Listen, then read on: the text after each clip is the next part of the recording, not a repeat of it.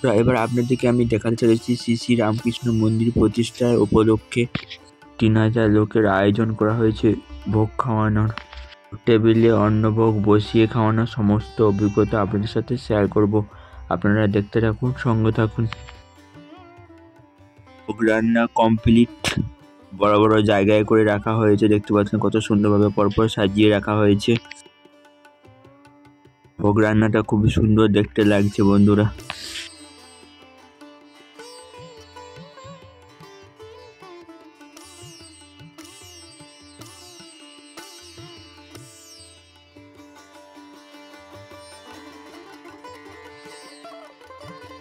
অনেক মানুষের খাওয়ার আয়োজন করা হয়েছে, তো তার জন্য অনেকটাই ভোগ রান্না করা হয়েছে।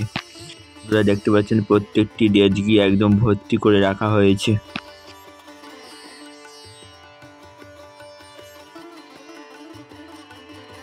ডাবুয়ে করে ভোগটা তুলে বালতিতে রাখা হবে।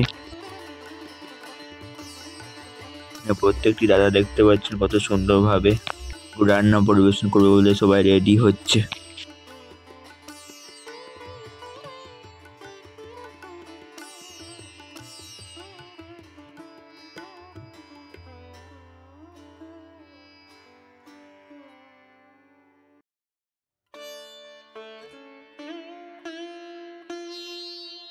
আপনারা দেখতে পাচ্ছেন কত সুন্দরভাবে ডাবুয়ে করে তুলছে বালতিতে, ভোগ খাওয়ানোর জন্য তুলে রাখা হচ্ছে।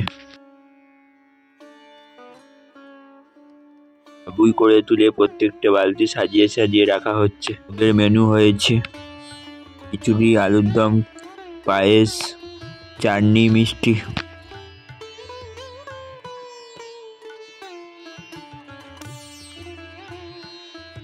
কত সুন্দরভাবে পায়েস তুলছে দেখতে পাচ্ছেন বন্ধুরা। পায়েসটা দেখতে অপরূপ সুন্দর লাগছে।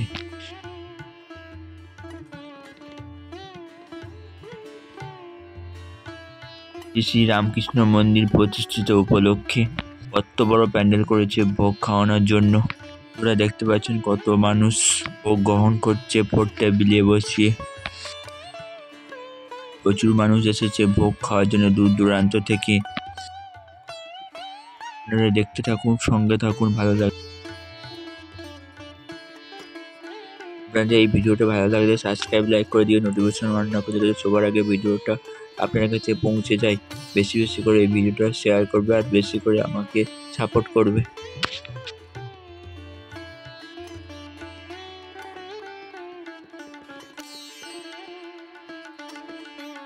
প্রত্যেকটা দাদারা কত সুন্দরভাবে পরিবেশন করছে বন্ধুরা দেখতে পাচ্ছেন।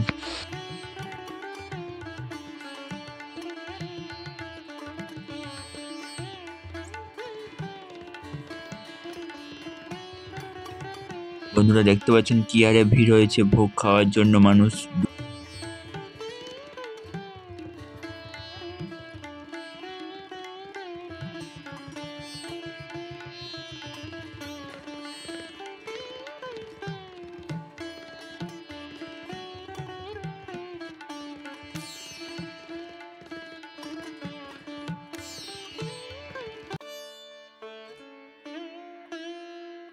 ভোগ খাওয়া হয়ে গেল, বাইরে বেরিয়ে আসছে।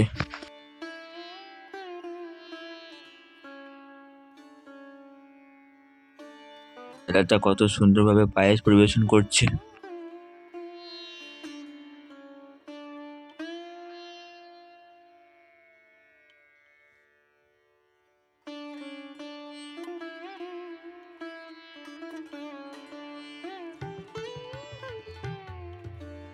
প্রত্যেকটি ভক্তরা বলছে খুবই সুন্দর ভোগ রান্না হয়েছে।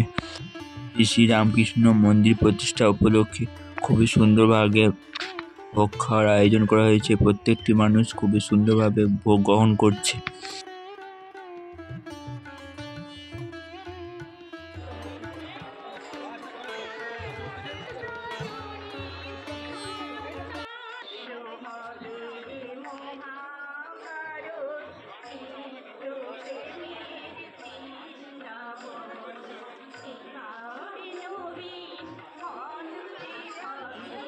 আপনার সাথে আমি ভোগ খাওয়ানোর সমস্ত অভিজ্ঞতা শেয়ার করলাম। ভালো লাগলে সাবস্ক্রাইব, লাইক করে দিও। নোটিফিকেশন অন না করে যাতে সবার আগে ভিডিওটা আপনার কাছে পৌঁছে যায়। ভালো থাকবে।